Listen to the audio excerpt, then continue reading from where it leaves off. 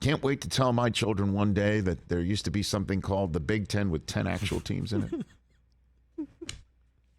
Tell them that one day. The Big Ten, as you know, that currently has 18 teams in it and may soon have, who knows, 20 teams in it.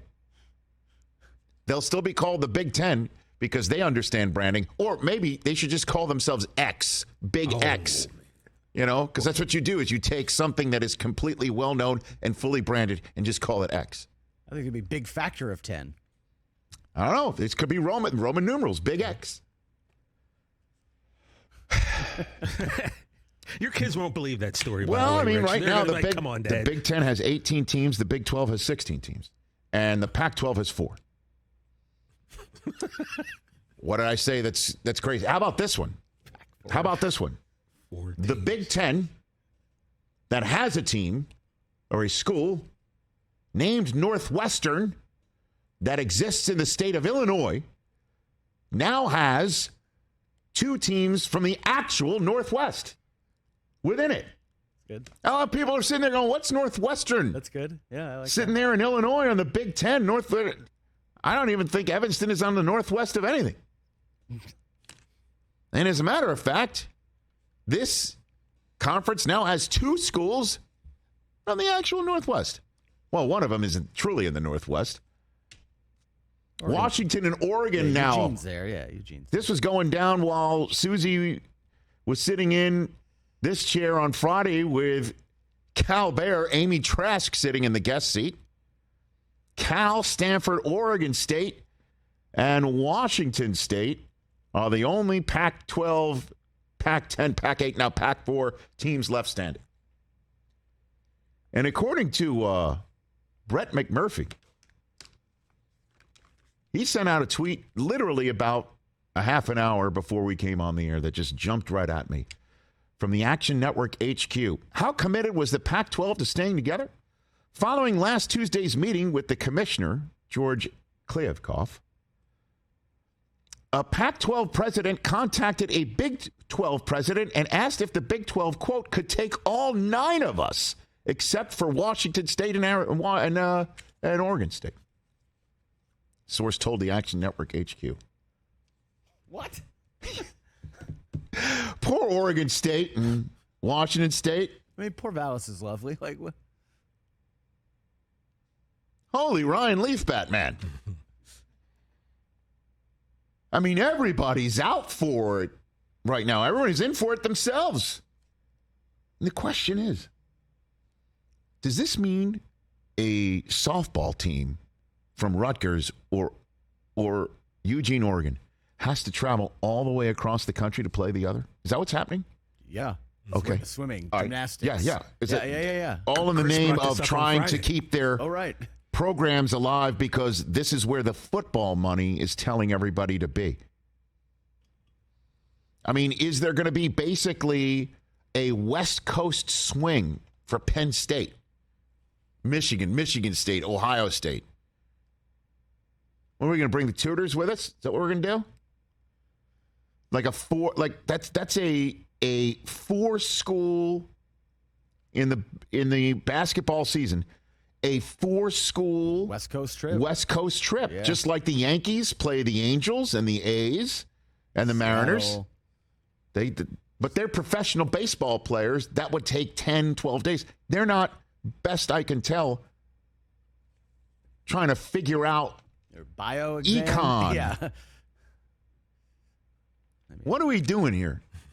I'll tell you what we're doing. We're creating a professional sports league. That's what we're doing. I told you when the Super League crapped out, across the pond, as I'm mandated to say, as a sportscaster here in America, when that thing crapped out, what did we talk about on this show?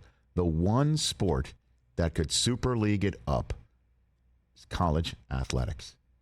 And the SEC struck first, as our friends now listening to the Rich Eisen Show on 101.9 FM, The Horn. Hook 'em. In Austin, Texas. They know. They were the first ones to fire the first realignment shot with Oklahoma going to the SEC, as they will do next year, leaving the Big 16. And then the two schools here in Southern California decided to join the Big Ten. We've been in Big Ten country for about a year. And then feels different. We saw, Notre Dame's been sitting there playing cat and mouse. I guess they'll just sit there and be themselves. What do they care? They've played it right, honestly, this whole time. Which is what? Having NBC pay them as much money as they can get out of the Peacock network? That's it? Independent, make their own schedule. They're not behooving to anybody or anything. And everybody still wants to play them. Yep. And they're still relevant nationally. They're always in the championship playoff mix. Well, and I guess if their check from NBC Universal is above what every member school in the Big 18 and Big 16 and the SEC are giving to their schools, makes sense. Stay put. You go wherever you want to go, and you're making that as long as the economics, because that's what it is. It's the economics. As Jay Billis is going to tell you in about 10 minutes' time. Then that makes sense. They'll stay independent. And then the question is what happens with the ACC? Are they just going to stay put as well? Does Clemson and Florida State join the Big Ten to wrap this thing up and make the Big 20? And interestingly enough, maybe the Big Ten throws Stanford and Cal a life raft, and the Big Ten has 6 schools out west, and they decide which other 4 current Big Ten teams that might be geographically sound enough to be as close to the West Coast as possible. Let's just choose Nebraska, Iowa, Wisconsin, and Minnesota, just off the top of my head. Put all of them in one conference division and everybody else in the other conference's division. And you've got 20 teams in the Big Ten. And with all due respect to Indianapolis, you play the Big Ten championship in the Rose Bowl. Just like, with a Western division and an Eastern division? Just like it kind of used to be. Oh, weird. But the Rose Bowl is now part of the college football playoffs that are coming. And I believe they've got a quarterfinal and a semifinal game in the next 2 years, and then will be part of the playoffs moving forward as America's Stadium, that I like to call it. They like to refer to themselves as something similar to that. Because that's where it's all going. Who's in the college football playoff or not?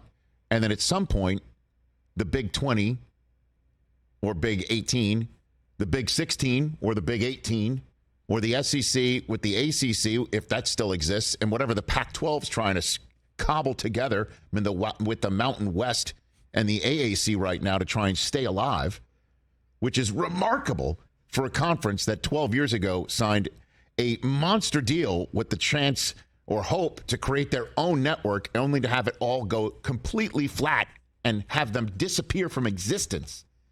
The conference that gave us Kareem, Jackie Robinson, Bill Walton, Jackie Joyner-Kersee. You can keep going on who's coming out of that Pacific Coast collegiate scene. I could keep going on and on. Yeah. That conference is dead. And these other conferences used to be known for just their 10 and 12 teams are pushing 20. And it's all going towards a college football universe that might now bring in the other sports. Give me 64 teams, 70 teams, whatever. You can relegate potentially between upper and lower football divisions. It's coming. It is 1,000,000% coming because this bus is being driven by television dollars, and you know who's going to pay for it? You. Yeah, you, Jay Feller. Everybody else out there. It's called direct to consumer. Everybody is going in that direction. Where you, the sports fan, if you want to see it, it's going to be out of your pocket because you're cutting cords. We're right here on the Roku channel. We're on Roku. I mean, there are apps everywhere on this platform. You can pretty much see every sporting event you want to see right here on Roku, which we're thrilled to say. No doubt. I'll tell you what, if it's going to cost me money to see Michigan and Ohio State, because guess what? Soon Fox might put their sports direct to consumer and all of that stuff. That's the way it's going. Why wouldn't a team start their own streaming channel? Hey, watch all of our games here on the Notre Dame app. Well, that's maybe why they're staying independent. But it's still not going to bring in as much money as the television companies are going to give them. You don't think? No. Not yet. $10 a year? You don't think 10 million people are paying for that? Watch Notre Dame? I don't know about that. We'll find out. 'Cause that's the way this is going. It's the way it's all going. And college football is leading that bus. Kind of went a little bit Howard Beale on you right there at the very end. That's a network reference. Everybody's got to see that movie. Way ahead of its time. Long story short, this is the way it's going. So I don't want to hear about NIL and kids making too much money with NIL. Get out of here with that noise. University presidents just said, we are absolutely going to send a lacrosse team from UCF to Utah. We're going to do it. I don't even know if they have lacrosse. But we're definitely going to tell these kids, hey, up there in Eugene, you're going to Piscataway. Hey, Arizona and Arizona State kids, get ready. You're going to Central Florida. I mean, come on.